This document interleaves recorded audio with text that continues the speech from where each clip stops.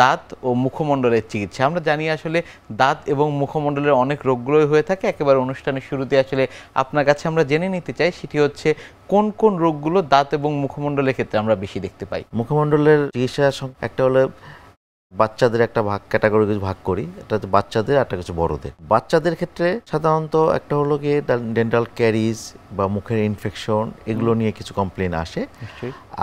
আর কিছু কিছু আসে যেমন অ্যাক্সিডেন্টাল কিছু ইনজুরি, অনেক বাচ্চারা দৌড়াদৌড়ি করতে বা খেলাধুলা করতে গিয়ে পড়ে যায়, দাঁত ভেঙে যায়। অনেক ক্ষেত্রে এরকমও দেখা যায় পড়ে গিয়ে চোয়াল, ম্যান্ডিবল ফ্র্যাকচার হয়ে যায়, চোয়ালও ভেঙে যায়, এরকম কেসের নিয়েও আমরা দেখতে চাই। কিন্তু বাচ্চাদের সাধারণত ছোট বয়সে বাচ্চাদের চোয়ালের হাড়গুলো একটু কম্প্যারেটিভলি সফট থাকে। আবার কোনো ক্ষেত্রে দেখা যাচ্ছে যে বাচ্চাদের র্যাম্প্যান্ট ক্যারি, একদমই ছোট বাচ্চাদের সেই ক্যারিজগুলো দিয়ে থেকে ইনফেকশন হয়ে যায়, সেলুলাইটিস ডেভেলপ করে, সেই বাচ্চাগুলো আমরা পাই। এমনও বাচ্চাই হয় যে আমাদের হসপিটালাইজ করতে হয়।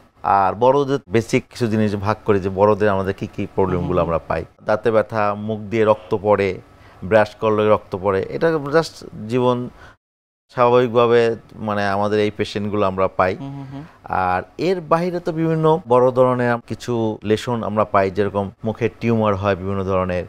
মুখে ইদানিং আমরা একটা ডিজিজ খুব বেশি পাচ্ছি, সেটা বার্নিং মাউথ সিনড্রোম। একটু বিশেষ করে মহিলাদের কেসগুলো আমাদের বেশি পাই, পোস্ট মেনোপজ যেসব মেয়েদের বা 50+ এসবের ক্ষেত্রে পাই। ছেলেদেরও পাওয়া যাচ্ছে, কিন্তু সাধারণত ওভার 40 to 50+ এদের এই পেশেন্ট, ছেলে হোক মেয়ে হোক, এই পেশেন্টরা ইদানিং আমরা পাচ্ছি। তারপর এর বাহিরে আমাদের আর যেরকম কিছু সৌন্দর্যবর্ধক কিছু পেশেন্ট আসে, যে আমাদের হাসিটা সুন্দর করতে চাই, আমার দাঁতগুলো বাঁকা, দাঁতগুলো ডিসকালার হয়ে গেছে, এটা আমরা সুন্দর করতে চাই।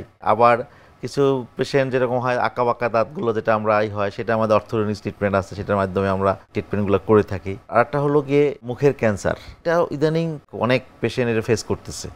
হ্যাঁ, এবং এটার একটা স্বাভাবিক কারণ আমাদের আসলে ডে বাই ডে আমাদের দেখা যাচ্ছে যে আমাদের ইন জেনারেলাইজড আমাদের শরীরের ইমিউনিটি আমাদের অনেক ফল করতেছে।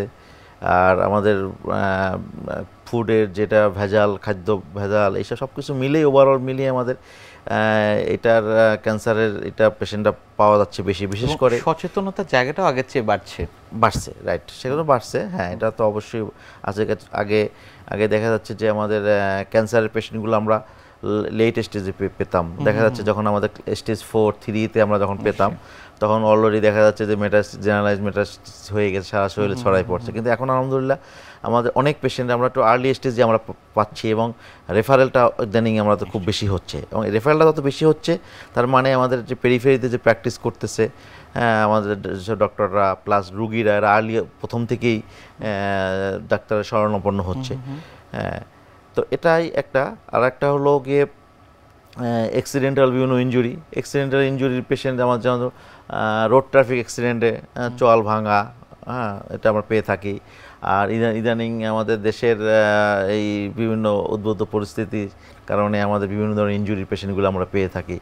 হ্যাঁ, দেখা যাচ্ছে কোথাও ওটা মানে মারপিট হচ্ছে, সাধারণ পথচারী সে দৌড় দিল, কিছুর সাথে ধাক্কা খেয়ে পড়ে গেল, চোয়াল ভেঙে গেল। হ্যাঁ, আবার এরকম অনেক পেশেন্ট তো যারা আছে অনেকে শুধু সব গানশট ইনজুরিগুলো আমরা পেয়ে যাচ্ছি। হ্যাঁ, সেইগুলোর ইদানিং হচ্ছে, এটা তো সবসময় হয় না, বিশেষ কোনো সময় আমাদের এই ক্ষেত্রে পেশেন্টগুলো পাই। তো এটাই মোটামুটি এরকমই। এখন এটার আসলে ডেন্টিস্ট্রি এখন অনেক ভাস্ট হয়ে গেছে, আমাদের অনেকগুলো মোটামুটি 5টা সাবজেক্ট হয়ে গেছে আলাদা। প্রত্যেকটা সাবজেক্টের আমাদের আলাদা আলাদা ক্যাটাগরি, আমাদের ডিসিপ্লিনগুলো ভাগ হয়েছে, ট্রিটমেন্টগুলো এরকম হয়।